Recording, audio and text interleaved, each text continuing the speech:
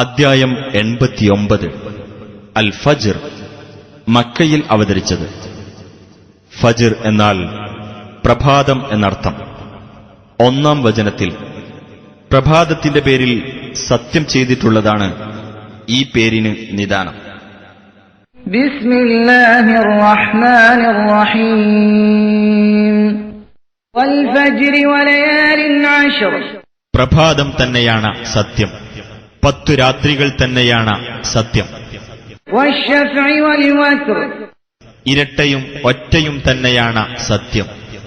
വല്ലൈലി ഇദാ യസ്ർ. രാത്രി സഞ്ചരിച്ചുകൊണ്ടിരിക്കെ അത് തന്നെയാണ് സത്യം. ഹൽ ഫീ ദാലിക ഖസമുൽ ലിദീ ഹിജ്ർ. മേൽ പറഞ്ഞവയിൽ കാര്യബോധമുള്ളവന് സത്യത്തിന് വകയുണ്ടോ? അലം തറ കൈഫ ഫഅല റബ്ബുക ബിആദ്. ആദ് സമുദായത്തെക്കൊണ്ട് നിന്റെ രക്ഷിതാവ് എന്തു ചെയ്തുവെന്ന് നീ കണ്ടില്ലേ?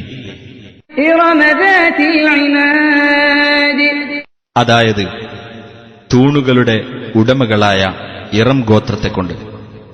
അല്ലതീ ലം യുഖ്ലഖ് മിത്ലുഹാ ഫിൽ ബിലാദ്. തത്തുല്യമായിട്ടൊന്ന് രാജ്യങ്ങളിൽ സൃഷ്ടിക്കപ്പെട്ടിട്ടില്ലാത്ത ഗോത്രം. വസമൂദ അല്ലദീന ജാബു الصخر ബിൽവാദ്. താഴ്വരയിൽ പാറ വെട്ടി കെട്ടിടമുണ്ടാക്കിയവരായ സമൂദ് ഗോത്രത്തെക്കൊണ്ടും.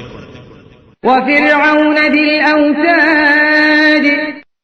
ആണികളുടെ ആളായ ഫിർഔനെക്കൊണ്ടും.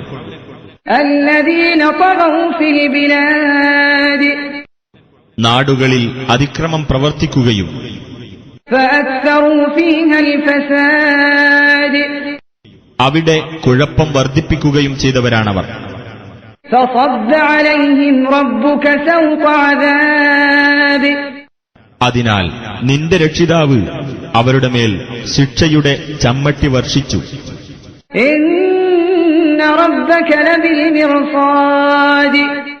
തീർച്ചയായും നിന്റെ രക്ഷിതാവ് പതിയിരിക്കുന്ന സ്ഥാനത്തു തന്നെയുണ്ട്. فأما الإنسان إذا ما ابتلاه ربه فأكرمه ونعمه فيقول ربي أكرمن. എന്നാൽ മനുഷ്യനെ അവന്റെ രക്ഷിതാവ് പരീക്ഷിക്കുകയും അങ്ങനെ അവനെ ആദരിക്കുകയും അവന് സൗഖ്യം നൽകുകയും ചെയ്താൽ അവൻ പറയും, എന്റെ രക്ഷിതാവ് എന്നെ ആദരിച്ചിരിക്കുന്നു എന്ന്. إذا ما ابتلاه فقدر عليه رزقه فيقول ربي أهانن. എന്നാൽ മനുഷ്യനെ അവൻ പരീക്ഷിക്കുകയും എന്നിട്ട് അവന്റെ ഉപജീവനം ഇടുങ്ങിയതാക്കുകയും ചെയ്താൽ അവൻ പറയും, എന്റെ രക്ഷിതാവ് എന്നെ അപമാനിച്ചിരിക്കുന്നു എന്ന്. كلا بل لا تكرمون اليتيم. അല്ല, പക്ഷേ നിങ്ങൾ അനാഥയെ ആദരിക്കുന്നില്ല. ولا تحاضون على طعام المسكين. പാവപ്പെട്ടവന്റെ ആഹാരത്തിന് നിങ്ങൾ പ്രോത്സാഹനം നൽകുന്നുമില്ല. وتأكلون التراث أكلا لما. അനന്തരാവകാശ സ്വത്ത് നിങ്ങൾ വാരിക്കൂട്ടി തിന്നുകയും ചെയ്യുന്നു. وتحبون المال حبا جما. ധനത്തെ നിങ്ങൾ അമിതമായ തോതിൽ സ്നേഹിക്കുകയും ചെയ്യുന്നു. كلا إذا دكت الأرض دكا دكا. അല്ല, ഭൂമി പൊടിപൊടിയായി പൊടിക്കപ്പെടുകയും وجاء ربك والملك صفا صفا.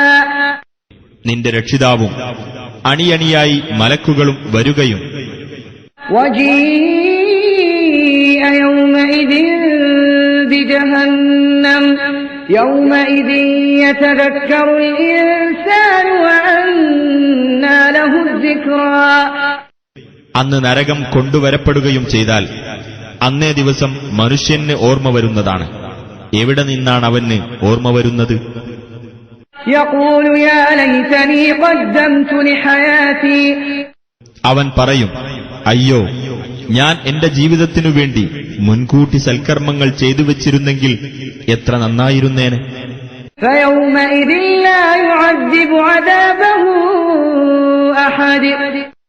അപ്പോൾ അന്നേ ദിവസം അല്ലാഹു ശിക്ഷിക്കുന്ന പ്രകാരം ഒരാളും ശിക്ഷിക്കുകയില്ല. ولا يوثق وثاقه أحد. അവൻ പിടിച്ചു ബന്ധിക്കുന്നതുപോലെ ഒരാളും പിടിച്ചു ബന്ധിക്കുന്നതുമല്ല.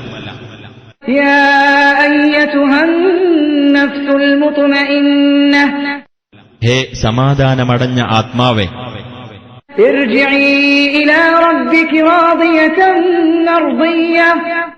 നീ നിന്റെ രക്ഷിതാവിങ്കലേക്ക് തൃപ്തിപ്പെട്ടുകൊണ്ടും തൃപ്തി ലഭിച്ചുകൊണ്ടും മടങ്ങിക്കൊള്ളുക. فادخلي في عبادي وادخلي جنتي. എന്നിട്ട് എന്റെ അടിയാന്മാരുടെ കൂട്ടത്തിൽ പ്രവേശിച്ചുകൊള്ളുക, എന്റെ സ്വർഗ്ഗത്തിൽ പ്രവേശിച്ചുകൊള്ളുക.